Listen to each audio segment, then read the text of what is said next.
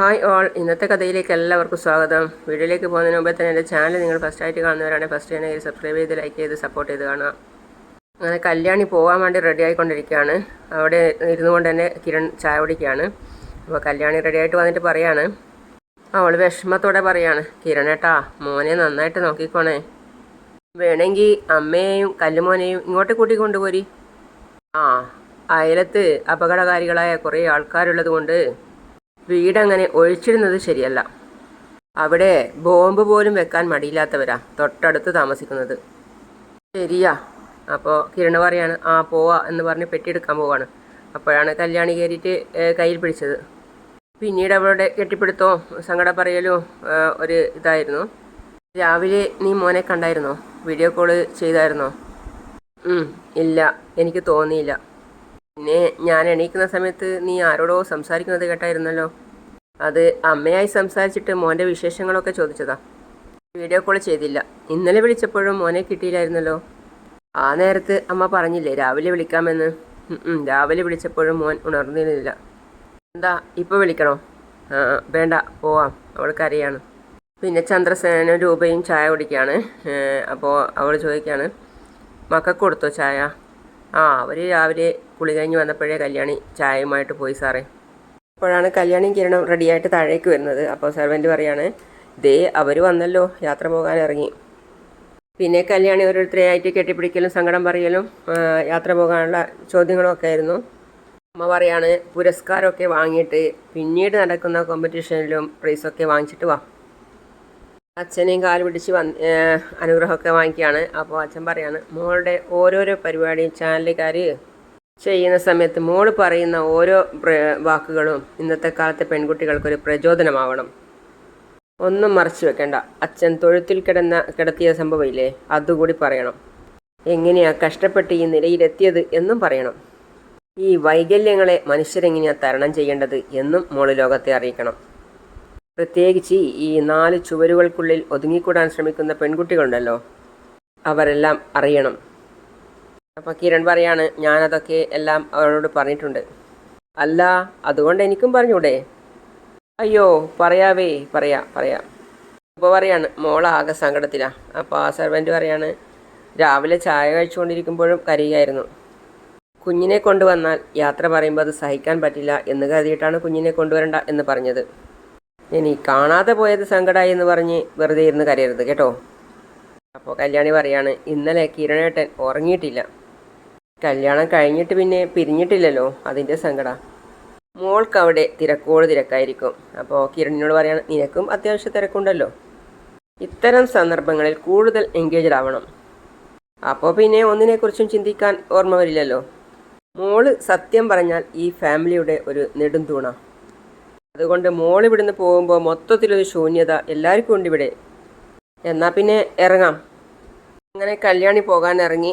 വണ്ടിയിൽ കയറാൻ നേരം അച്ഛൻ പറയാണ്, പോയിട്ട് വിജയിച്ചിട്ട് വാ.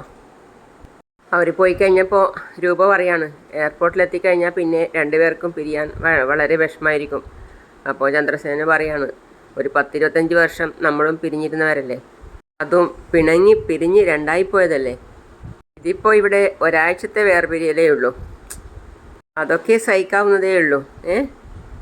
കല്യാണി എങ്ങോട്ടോ ശ്രദ്ധിച്ചിട്ടിരിക്കുകയാണ്. അപ്പോൾ കിരൺ വിളിക്കുകയാണ്, കല്യാണി എയർപോർട്ട് എത്താറായി. എന്തിനാ താൻ കരയുന്നേ?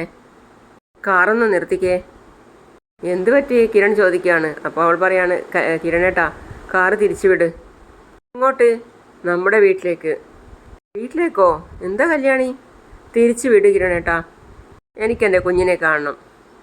എന്താ കല്യാണി ഇത്? ഫ്ലൈറ്റ് പോകുന്നതിന് 1 മണിക്കൂർ മുമ്പെങ്കിൽ നമ്മൾ എത്തണ്ടേ?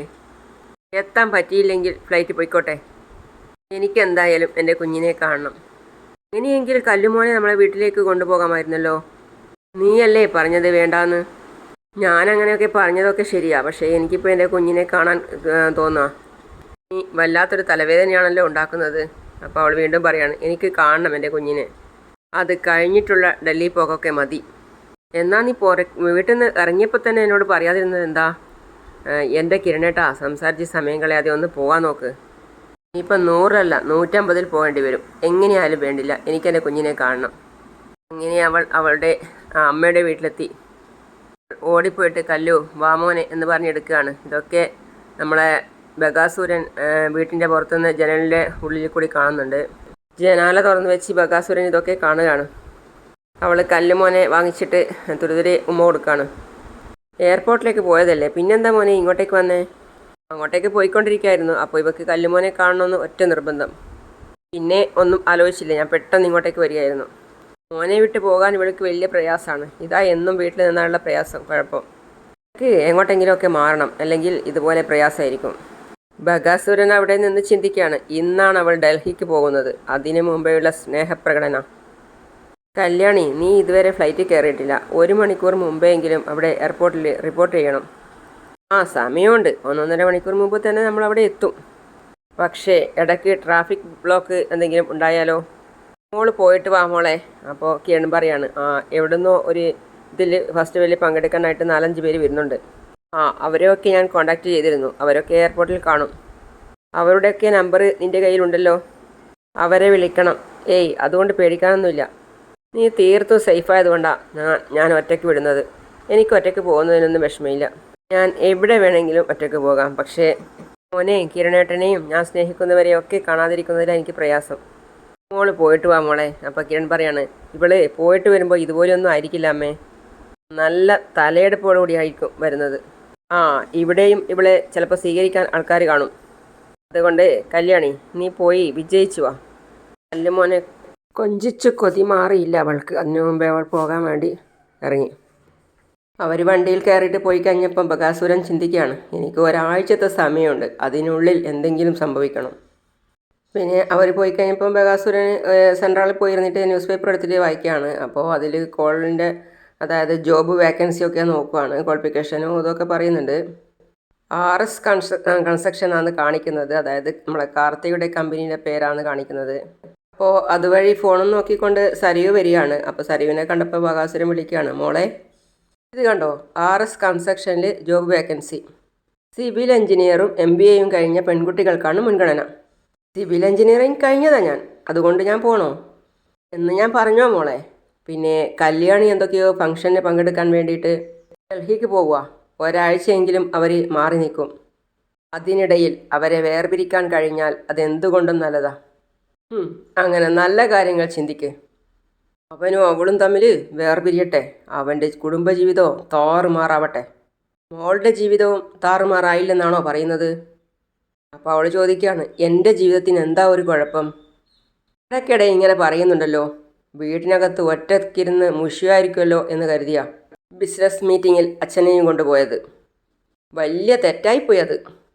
മരുമകൻ എന്ത് നല്ല കാര്യം ചെയ്താലും അത് അംഗീകരിച്ചു കൊടുക്കാൻ കഴിയാത്തൊരു മനുഷ്യനായിപ്പോയി എൻ്റെ അമ്മായിയച്ഛൻ. സോറി, അവരുടെ അമ്മായിയച്ഛൻ. അതൊക്കെ വിട്. കല്യാണം കഴിഞ്ഞിട്ട് ആദ്യമായിട്ട് അവർ ഒരു ആഴ്ച വേർപിരിഞ്ഞ് നിൽക്കാൻ പോകുന്നത്. അത് സ്ഥിരമായിട്ടുള്ളൊരു വേർപിരിയലായാൽ അത്രയും നല്ലത്. സരയു അറിയാം. അതിനാണ് എൻ്റെ ശ്രമം. അങ്ങനെ അവർ വേർപിരിഞ്ഞെങ്കിൽ മാത്രമേ നിനക്കൊരു ജീവിതം ഉണ്ടാവൂ. എന്നുവെച്ചാൽ അതൊക്കെ നിനക്ക് പിന്നീട് മനസ്സിലായിക്കോളും. അവനെ അവളെ വേർതിരിച്ചിട്ട് കിരണിനെയും എന്നെയും ഒന്നിപ്പിക്കണമെന്ന് ഇടയ്ക്കിടയ്ക്ക് അച്ഛൻ പറയുന്നുണ്ട്. അവനെ പോലെ ഒരു പെൺകോന്തനെ എനിക്ക് വേണ്ട. ഞാൻ വിവാഹം കഴിച്ചതേ എല്ലാം തികഞ്ഞൊരു ആണിനെയാണ്. ഒരു പെൺകുട്ടിയെ മനസ്സിലാക്കുന്ന ഒരാണിനെ. ഒരു ഭാര്യയ്ക്ക് എല്ലാ കാര്യങ്ങളും ചെയ്തു തരുന്നൊരു ഭർത്താവിനെ. അച്ഛൻ കഴിവ് കെട്ടവനാണെന്ന് കരുതി എൻ്റെ മനുവേട്ടനെ അങ്ങനെ കാണരുത് കേട്ടോ. അച്ഛനെ പോലെ തന്നെയാണ് അച്ഛൻ്റെ അനന്തരവനും. നീളവും തടിയൊക്കെ ഉള്ളൂ. അങ്ങനെയുള്ള ഒരുത്തനെ എനിക്ക് വേണ്ട. ഒരു സമയത്ത് ഞാൻ അവനെ സ്നേഹിച്ചതാ. ഇന്ന് എന്നാൽ അതിൻ്റെ 1000 മടങ്ങാ അവനോട് എനിക്ക് വെറുപ്പ്. അങ്ങനെയുള്ള അവനെ എൻ്റെ തലയിൽ കെട്ടിവെക്കാമെന്ന് കരുതി അവനെയും അവളെയും വേർപിരിക്കേണ്ട ആവശ്യമില്ല. അവർ തമ്മിൽ പിരിയുന്നത് മോൾക്ക് സന്തോഷമല്ലേ? അതുകൊണ്ടാണ് ഞാൻ അങ്ങനെ പറഞ്ഞത്. എൻ്റെ സന്തോഷത്തിന് വേണ്ടിയാണ് അവരെ വേർപിരിക്കുന്നതെങ്കിൽ അച്ഛൻ പറയുന്നത് എന്തും ഞാൻ തരും. അതല്ല, അവർ തമ്മിൽ വേർപിരിഞ്ഞതിന് ശേഷം അതിൻ്റെ ഇടയിൽ എന്നെ വലിച്ചിഴക്കാൻ ശ്രമിച്ചാൽ അത് എനിക്ക് സഹിക്കാൻ പറ്റില്ല. കിരണും കല്യാണിയും വേർപിരിയുന്നത് കണ്ടിട്ട് മനുവേട്ടനോടൊപ്പം അമേരിക്കയിലേക്ക് എനിക്ക് പോകാൻ സാധിച്ചാൽ അതെനിക്കൊരു വിജയമാണ്. അമേരിക്കയിലെത്തിയാൽ ഇവിടെ അവനും അവളും തെറ്റിപ്പിരിഞ്ഞല്ലോ ഓർത്ത് എനിക്ക് സന്തോഷിക്കാൻ പറ്റും. ഇത്രയും കാലം സംഭവിച്ചതൊക്കെ അബദ്ധങ്ങളാണ്. എന്നാൽ ഇനി ഞാൻ ആഗ്രഹിച്ചതുപോലെ കാര്യങ്ങളൊക്കെ നടക്കണം. അത് നടത്തും ഞാൻ.